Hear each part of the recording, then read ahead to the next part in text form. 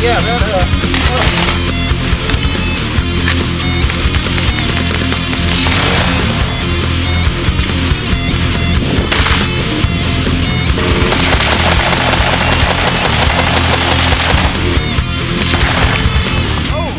All right, so today I want to talk about something that's been bothering me every time I hear it in the news media. Anytime one of these nut jobs does one of these atrocities, they go back after the fact and they find out sometimes that they order their ammunition in bulk from an online bulk ammunition salesperson. And they make it sound like ordering ammunition online is like calling up the devil, ordering ammunition from the bowels of hell. It comes directly manufactured out of the devil's anus, direct to your house for a small fee. It just makes me just crazy because it does not matter. Okay, let me show y'all something.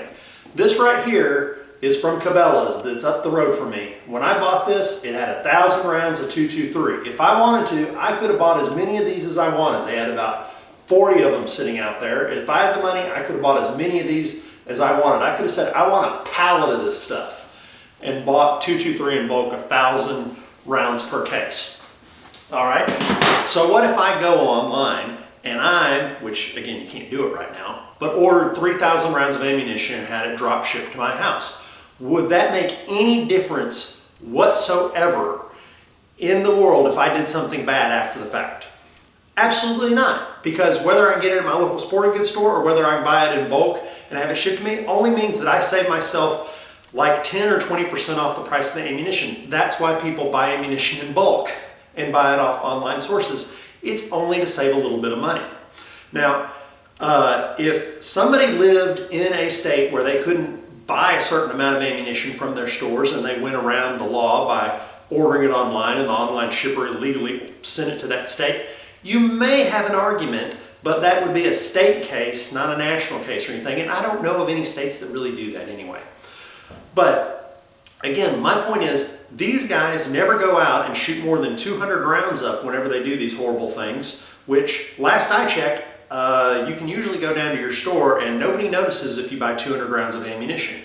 Now, if somebody, let's say the Aurora guy, ordered the 3,000 rounds, had no experience with guns, proceeded to take 2,500 of those rounds, go down and practice every single day for 3 weeks until he got to be the most awesomest shot ever, then maybe you would have an argument.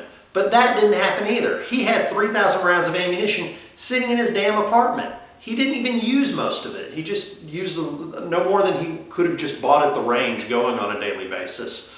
He shot a normal amount. So again, it just makes me a little crazy how people are always like, they ordered ammunition online, making it sound like that's the only place you can get ammo from, which right now you can't even get it from there. But again, and the same thing goes for, oh, well, they bought a rifle online or something like that. Like you bypass every single gun law by ordering something online, which is what the politicians would like you to think. I just ordered a receiver, which is a chunk of aluminum this big for an AR-15, and I'm having to wait for that to be shipped to my local gun range. I had to call my gun range, have them fax over their FFL license information before it gets shipped. Once it arrives, they call me. I have to drive over, pay them money, and then have them do a background check on me, and then I receive it from them. The same as if I were to buy it at a normal shop or at that shop itself. So if you order a gun online, you still have to go through the exact same procedures as if you bought it at a store. In fact, you have to go to an FFL dealer at a store typically, although you can have guns shipped to a private FFL dealer, but they still have to record all your information and do the exact same federal process. Otherwise, they're in violation of losing their license when the ATF audits them. So, again, anytime you hear the media go, they bought a whole crap ton of ammunition off an online source and that makes them evil, it doesn't. It doesn't matter. It's irrelevant where they got the ammo from. What's important is what they did with the ammunition. Because, you know, it's like if I bought a pair of shoes online or bought a pair of shoes at Walmart and I walked down the street and shot someone, do you give a rat's ass where I got the shoes from? No, it's irrelevant. So again, they try to demonize people by buying in bulk, which the only reason people do it is to save money and be more economical, especially for us avid shooters who like to put a lot of rounds downrange. We look for the best price. If Cabela's has the best price, I'll get in my car and I'll drive there.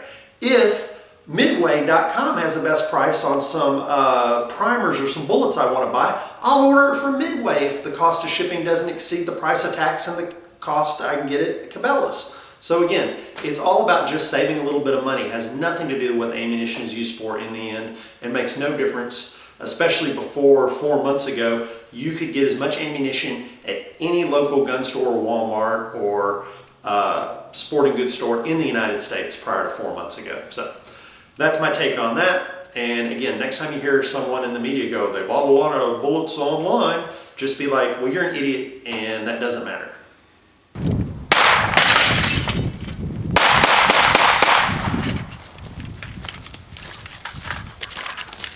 Meep, meep.